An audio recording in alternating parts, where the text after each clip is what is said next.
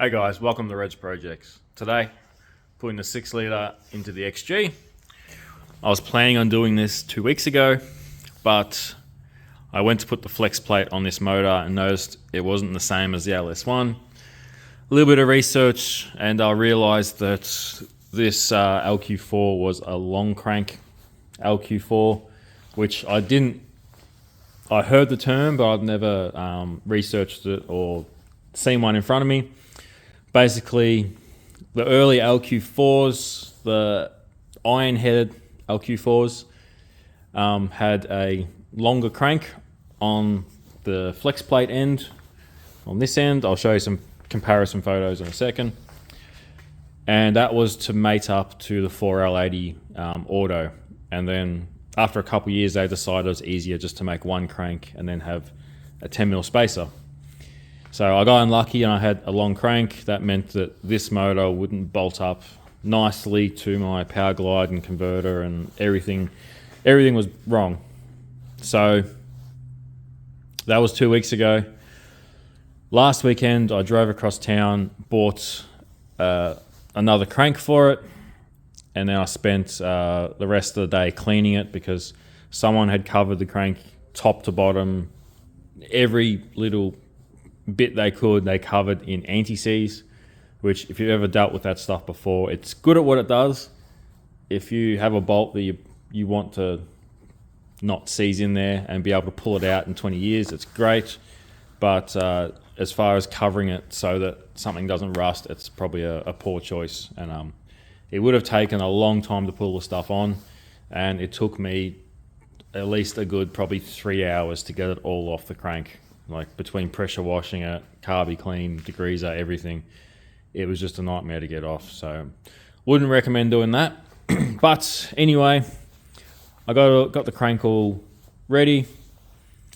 And yes, I spent all of yesterday basically putting it in. So I just rolled the motor over. I left the heads on, took all the accessories, front and rear cover, sump, and pulled the crank out the bottom. Swapped it over, retorqued everything, reassembled everything, and we should be ready to go. So motor's all ready to go, engine bay's all ready to go.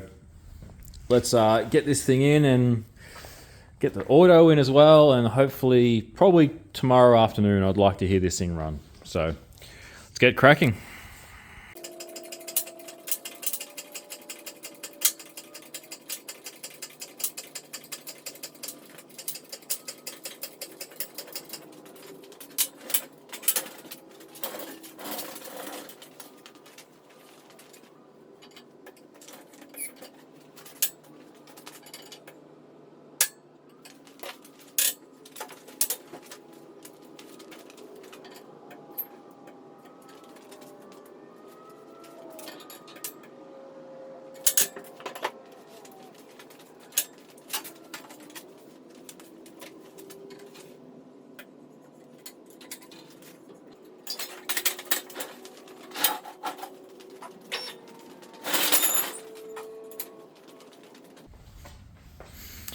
There we go. Happy to see it in the engine bay. I'll be much happier to hear it running.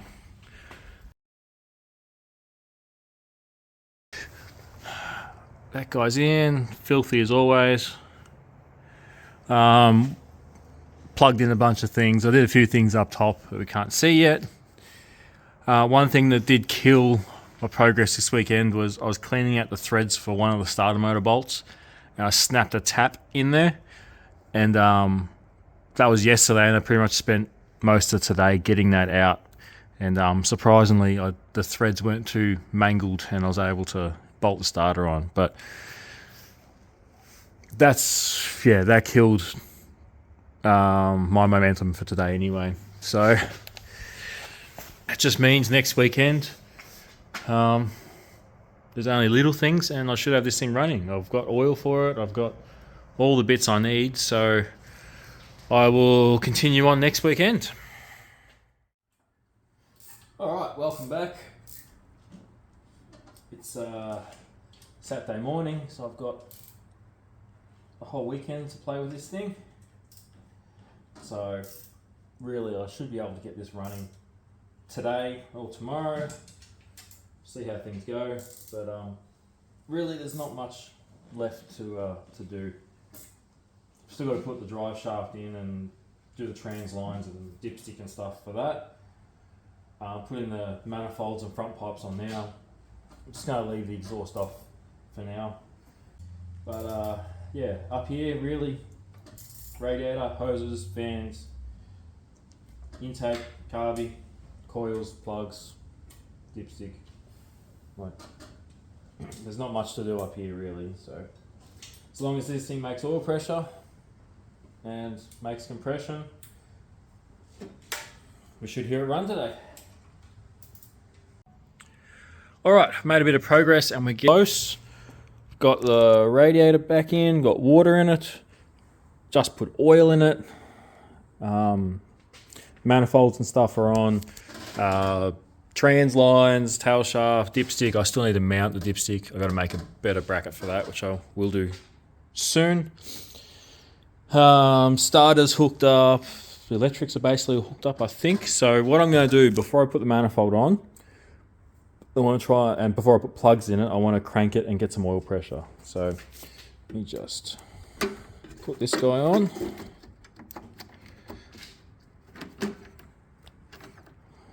that back on.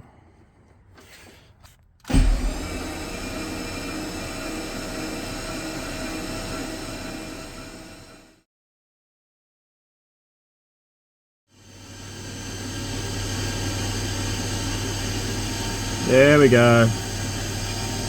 Look at that.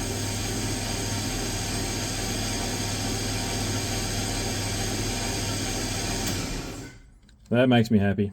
I actually heard the motor start spinning faster as it made oil pressure, so that was kind of cool. Yeah, that line's all full now. All right, beautiful. Well, I really just have to, everything getting hot here. Not too bad. Starter's probably hot. I really just have to put the inlet manifold on now and we can, well, spark plugs, coils, inlet manifold, and we can get this thing running.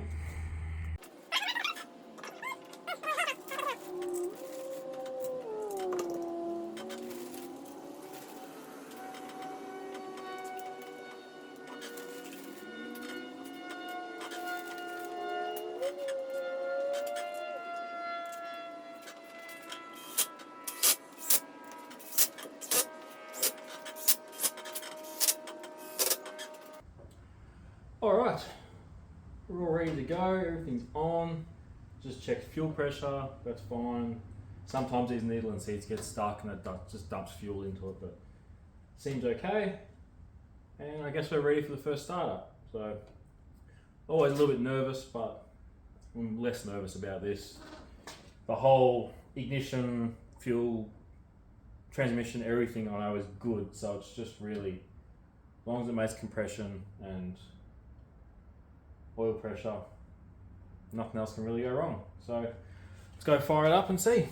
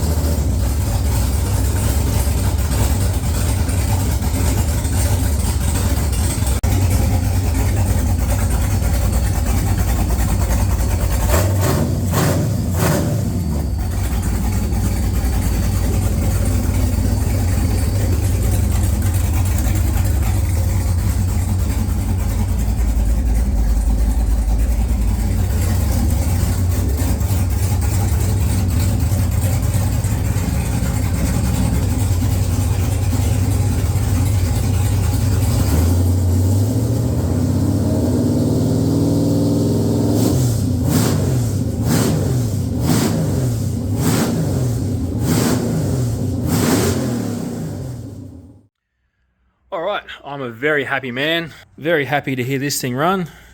Oh, got a friend. Hey buddy, you happy as well?